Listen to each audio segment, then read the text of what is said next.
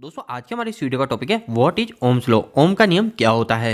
दोस्तों यह क्वेश्चन काफी ज्यादा इंपॉर्टेंट होने वाला है क्योंकि इलेक्ट्रिकल का ऐसा कोई इंटरव्यू नहीं है जिसके अंदर ओम्स लॉ का नियम नहीं पूछा जाए, चाहे वो इलेक्ट्रिशियन का इंटरव्यू या फिर किसी सुपरवाइजर का। ओम का नियम सबसे पहले ही पूछा जाता है। तो दोस्तों इस वीडियो के अंदर मैं आपको ओम्स लॉ को काफी अच्छे से समझा दूंगा। इसके अलावा इस वीडियो के आखिरी में मैं आपको 2 से 3 लाइन के अंदर इसका आंसर दूंगा जो कि आप इंटरव्यू के अंदर बोल के आपका इंप्रेशन काफी अच्छा बना सकते हो। तो दोस्तों पहले ओम्स लॉ को हम समझ लेते हैं कि आखिर ओम्स का नियम क्या होता है। सबसे पहली चीज दोस्तों आपके मन से ये डाउट क्लियर कर लो कि ओम्स लॉ के अंदर ओम क्या है। तो दोस्तों ओम जो है ये एक तरह का नाम है एक इंसान का जिन्होंने इस नियम को निकाला था। ये आपसे इंटरव्यू के अंदर भी पूछा जा सकता है कि ओम्स का नियम किसने दिया था, तो उनका पूरा नाम था जॉर्ज साइमन ओम। दोस्तों अब इस लॉ की बात कर लेते हैं कि आखिर ये जो नियम है ये नियम क्या कहता है। दोस्तों अगर आप कहीं पे इलेक्ट्रिकल में काम कर रहे हैं तो आपको पता है इलेक्ट्रिसिटी के अंदर हमारे 3 मोस्टली क्वांटिटी होती है जो कि होती है, एक होती है वोल्टेज, सेकंड होती है हमारी करंट और थर्ड होती है हमारी रेजिस्टेंस, जिनकी शॉर्ट फॉर्म जो होती है वी, करंट की होती है हमारी आई और रेजिस्टेंस की होती है आर। इन तीनों चीजों को जोड़ के हमारा कोई भी एक सर्किट बनता है। सर्किट का मतलब दोस्तों जैसे है कि हमारे पास लोड है, लोड के अंदर कुछ भी हो सकता है, जैसे हमारा फैन हो सकता है, बल्ब हो सकता है, कुछ भी हो सकता है। तो ये जो लोड है इस लोड के अंदर मैं यहाँ से वोल्टेज दूंगा, ये वोल्टेज मैं बैटरी से किसी से भी दे सकता हूँ। तो मैंने इसको वोल्टेज दिया, ये जो मैंने वोल्टेज दिया ये वोल्टेज देने के कारण मेरे इस वायर से करंट भी फ्लो होने लग जाएगी और ये जो लोड है इस लोड के अंदर रेजिस्टेंस होता है और ये मेरा पूरा सर्किट कंप्लीट होता है। मतलब हमारे इलेक्ट्रिकल के अंदर सबसे मोस्ट जो 3 क्वांटिटी है वो यही है, एक वोल्टेज है, एक करंट है और एक रेजिस्टेंस है।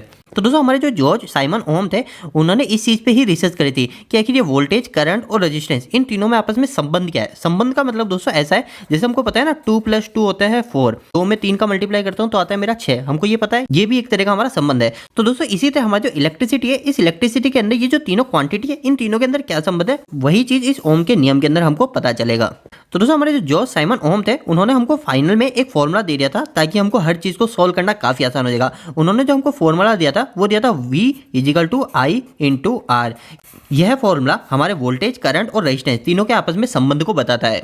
तो इस फॉर्मूले को लिखने का मैंने आपको एक और तरीका बताया। अगर आप इसको इस तरीके से लिखेंगे तो आपका दोस्तों काफी सारे डाउट क्लियर हो जाएंगे, पूरा का पूरा ओम्स लॉ आपको बिल्कुल आसानी से समझ में आ जाएगा और आपको कई सारे फॉर्मूले भी क्लियर हो जाएंगे। दोस्तों मैंने क्या किया है, मैंने सिंपल सा किया है कि हमको जो ओम के नियम में जो फॉर्मूला मिला वो मिला था हमको V = I × R, मतलब वोल्टेज बराबर करंट इंटू रेजिस्टेंस। मतलब मैं करंट और रेजिस्टेंस को मल्टीप्लाई करूंगा तो मेरा आ जाएगा वोल्टेज। तो दोस्तों मैंने इसको इस तरीके से लिख दिया, V ऊपर लिख दिया, फिर नीचे लिख दिया यहाँ पे I, फिर ये लिख दिया R, मतलब VIR। ऐसे ही लाइन वाइज VIR ऐसे लिखना है, आपको भी इस तरीके से लिखना है। तो दोस्तों जैसा मैंने आपको स्टार्टिंग में बताया था कि हमारा ओम का जो नियम है, जो ये फॉर्मूला है, ये हमारे इन तीनों का संबंध बताता है। तो दोस्तों ये कैसे संबंध बताता है पहले ये समझ लेते हैं, फिर उसके बाद में हम डायरेक्ट इंटरव्यू क्वेश्चन के ऊपर आएंगे कि इंटरव्यू के अंदर हमको क्या जवाब देना है।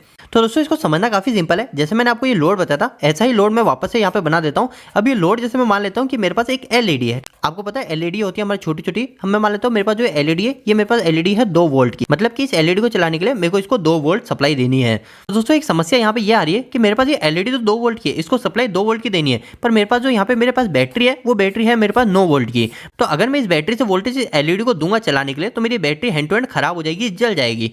तो दोस्तों अब मैं इस एलईडी को कैसे चलाऊंगा इस 9 वोल्ट की बैटरी से। तो दोस्तों इस समय हमारा काम आ जाएगा ओम का नियम। एक चीज ध्यान रखिएगा, ओम का नियम हमेशा यह कहता है कि मेरे पास इन तीनों में से 2 कोई भी वैल्यू है। जैसे मेरे पास करंट है और रेजिस्टेंस है तो मैं वोल्टेज पता कर सकता हूं, अगर मेरे पास वोल्टेज है, करंट है तो मैं रेजिस्टेंस पता कर सकता हूं।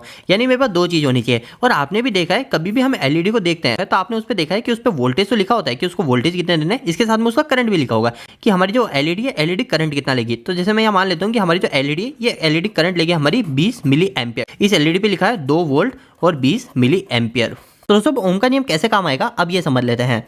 ओम का नियम तो था दोस्तों वोल्टेज = I × R, पर मैंने आपको बताया था कि आप इस तरीके से लिखेंगे तो आपके सारे डाउट क्लियर हो जाएंगे। तो दोस्तों अभी हमको क्या पता करना है, अभी हमारे पास वोल्टेज भी है और करंट भी है, ठीक है। हमारे पास जैसे आपको पता है इस एलईडी के वोल्टेज है 2 वोल्ट और हमको करंट भी पता है इस एलईडी कितनी है 20 मिली एम्पीयर। पर हमको क्या करना है यहाँ पे रेजिस्टेंस का पता करना है कि अगर मैं इस सर्किट के बीच में एक रेजिस्टेंस को लगा दूंगा, यानी एक रेजिस्टेंस को लगा दूंगा तो मेरा जो सर्किट है ये सर्किट बिल्कुल सही हो जाएगा।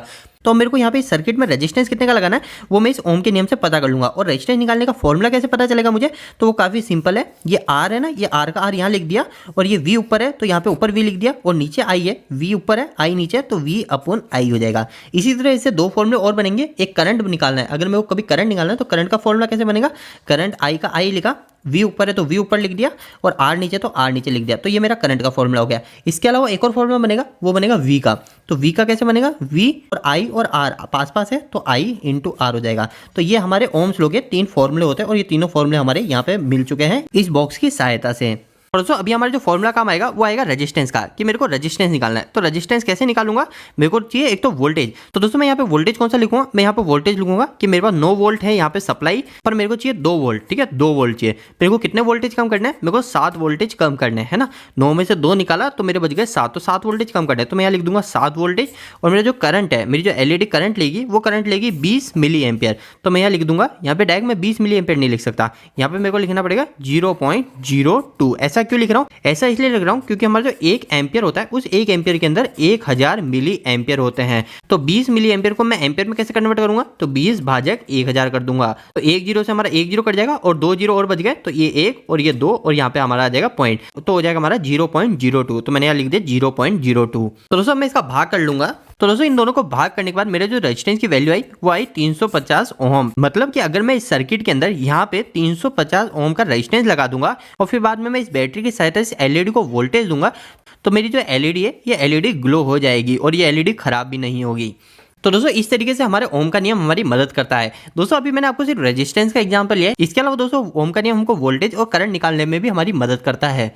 मतलब एक लाइन के अंदर बात करें तो हमारा ओम का नियम हमारा वोल्टेज, करंट और रेजिस्टेंस इन तीनों के अंदर संबंध को बताता है। तो दोस्तों ओम का नियम क्या होता है, कैसे काम करता है, ये तो आपको समझ में आ गया। पर इंटरव्यू के अंदर हम इतना सब कुछ नहीं बता सकते हैं, ना बोल सकते हैं। इंटरव्यू के अंदर तो हमसे सिर्फ इतना सा पूछा जाएगा, व्हाट इज ओम्स लॉ। इसके अलावा हमसे एक और क्वेश्चन भी कर सकते हैं इंटरव्यू के अंदर, वो कर सकते हैं मीनिंग ऑफ V = I/R, जो कि हमारे ओम्स लॉ का फॉर्मूला है। इन दोनों क्वेश्चन का मतलब ये, इसके अंदर तो इंटरव्यू में आपसे हिंदी में ये पूछेंगे कि ओम का नियम क्या कहता है, दूसरे के अंदर आपसे ये पूछेंगे कि V = I/R, इस फॉर्मूले का मतलब क्या है। तो दोस्तों अब हम इन दोनों क्वेश्चन के जवाब देख लेते हैं जो कि हमको इंटरव्यू के अंदर बताने हैं। तो दोस्तों मैंने पहले क्वेश्चन का तो यहाँ जवाब लिख दिया है कि ओम का नियम क्या कहता है। दोस्तों अगर आप इंग्लिश में इंटरव्यू दे रहे हैं तो आपको यह लाइन बोलनी है, Ohm's law formula used to calculate relationship between voltage, current and resistance in an electrical circuit. और अगर आप इंटरव्यू हिंदी में दे रहे हैं तो आपको उस समय ये जवाब देना है, ओम्स का नियम हमको एक फॉर्मूला देता है और उस फॉर्मूले की मदद से हमारे वोल्टेज, करंट और रेजिस्टेंस इन तीनों के बीच में हमारे संबंध क्या है वो हमको पता चल जाते हैं। इसके बाद में आपसे इंटरव्यू लेने वाले ये भी बोल सकते हैं कि वो फॉर्मूला कौन सा है जो हमको रिलेशनशिप बताता है वोल्टेज, करंट और रेजिस्टेंस के बीच में। तो आपको उस समय आंसर देना है, उस समय आपको बोलना है V = I/R। यह फॉर्मूला हमारे इन तीनों के बीच में संबंध बताता है। पर दोस्तों अगर आप सुपरवाइजर है या इंजीनियर है तो वो आपसे वापस से रिपीट में भी क्वेश्चन कर सकते हैं, इसका मतलब क्या है, मीनिंग ऑफ V = I/R। तो दोस्तों इसका जवाब मैंने यहाँ लिख लिया है। ये लाइन थोड़ी सी पढ़ने में डिफिकल्ट लगेगी पर ये काफी सिंपल है, इसको समझ लेते हैं। तो उस समय अगर आप इंग्लिश में इंटरव्यू दे रहे हो तो आपको ये लाइन सिंपल सी बोलनी है, electrical current is a directly proportional to the voltage and the inversely proportional to the resistance. तो दोस्तों इंग्लिश वाले तो इसको पढ़ के आसानी से जवाब दे देंगे। अगर हिंदी में बात करें तो हिंदी में हमको क्या बोलना है, हिंदी में इस लाइन का मतलब क्या है वो समझ लेते हैं। दोस्तों इस लाइन का मतलब काफी सिंपल सा है। ये लाइन ये कह रही है कि हमारा जो इलेक्ट्रिकल करंट होता है, करंट का मतलब I, हमारा जो इलेक्ट्रिकल करंट होता है वो क्या होता है दोस्तों, directly proportional to the voltage. ठीक है, directly proportional to the voltage. इसको समझ लीजिए, ये प्रोपोर्शनल वर्ड काफी जरूरी है क्योंकि अगर आप लंबे समय तक इलेक्ट्रिकल में काम करेंगे तो ये आपको कई जगह सुनने को मिलेगा। प्रोपोर्शनल का मतलब क्या होता है दोस्तों, प्रोपोर्शनल का साइन ऐसा होता है, ये होता है हमारा प्रोपोर्शनल का साइन, जैसे हमारा बराबर होता है ना, ऐसे हमारा प्रोपोर्शनल का साइन कुछ इस तरीके का होता है। इसका मतलब क्या है दोस्तों, इसमें 2 वर्ड होते हैं, एक तो होता है हमारा डायरेक्टली प्रोपोर्शनल और एक होता है हमारा इनवर्सली प्रोपोर्शनल। डायरेक्टली प्रोपोर्शनल और इनवर्सली प्रोपोर्शनल काफी सिंपल सी चीज है दोस्तों। जैसे इसमें लिख रखा है directly proportional to the voltage, इसका मतलब यह है दोस्तों कि कभी भी मेरा वोल्टेज बढ़ेगा, है ना, यानी कभी भी मेरा वोल्टेज बढ़ेगा तो मेरी जो करंट है वो करंट भी बढ़ेगी, डायरेक्टली प्रोपोर्शनल। प्रोपोर्शनल का मतलब सिंपल सा है, आप ऐसा समझ सकते हो, प्रोपोर्शनल का मतलब है बढ़ना। ठीक है, आप ऐसा समझ लीजिए, प्रोपोर्शनल मतलब होता है बढ़ना। अब डायरेक्टली बोल दिया तो साथ में, यानी वोल्टेज बढ़ रहा है तो हमारा करंट भी बढ़ेगी, और इनवर्सली बोल दिया तो उल्टा हो जाएगा, रेजिस्टेंस बढ़ रहा है तो हमारी जो करंट है वो करंट कम हो जाएगी। तो हिंदी में आपको सिंपल सी लाइन बोलनी है कि जब भी हमारा वोल्टेज बढ़ेगा तो हमारा जो करंट है वो करंट भी बढ़ेगा। पर दोस्तों इस समय ध्यान रखिएगा, करंट तभी बढ़ेगा जब हमारा जो रेजिस्टेंस है वो रेजिस्टेंस भी इसमें इंक्लूड हो। इसके ऊपर दोस्तों मैंने ऑलरेडी एक वीडियो बना रखा है कि वोल्टेज के बढ़ने पे करंट कब बढ़ती है और वोल्टेज के बढ़ने पर करंट कब कम होती है। इसके ऊपर मैंने ऑलरेडी वीडियो बना रखा है, अगर आपको वो वीडियो देखना है तो वो वीडियो मैं आपको इसी वीडियो के एंड इसके सेशन में डाल दूंगा, आप वहां से वो वीडियो देख लीजिएगा, आपके सारे डाउट क्लियर हो जाएंगे। मैंने यहाँ पे एक छोटी सी लाइन लिख दी है, आप इसको पढ़ लीजिए। अगर हमारा रेजिस्टेंस फिक्स है तो हमारा जब वोल्टेज बढ़ेगा तो हमारी करंट भी बढ़ेगी। यही बात हमारा V = I/R फॉर्मूला कहता है। तो दोस्तों उम्मीद है कि इस वीडियो के माध्यम से आपके ओम्स के नियम से जुड़े काफी सवालों के जवाब मिल गए होंगे। दोस्तों अगर आप कहीं पे इलेक्ट्रिकल या फिर मैकेनिकल फील्ड के अंदर पढ़ाई या फिर जॉब कर रहे हैं तो आपके लिए काफी महत्वपूर्ण सूचना है कि हमने एक वेबसाइट स्टार्ट करी जिसका नाम है www.engineeringdost.com।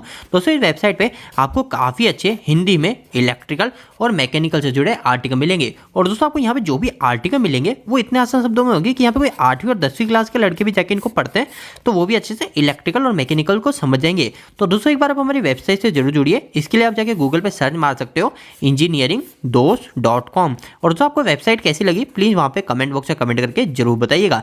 दोस्तों आपको यह वीडियो कैसा लगा इस वीडियो को लाइक करके जरूर बताएं। अगर आपको कोई भी सवाल इस वीडियो के प्रति या फिर इलेक्ट्रिकल से जुड़ा है तो आप मुझे नीचे कमेंट बॉक्स में कमेंट करके पूछ सकते हैं। इलेक्ट्रिकल की वीडियो अगर आप हिंदी में देखना पसंद करते हैं आज ही हमारे चैनल को सब्सक्राइब कर लीजिए। आज के लिए इतना ही, धन्यवाद।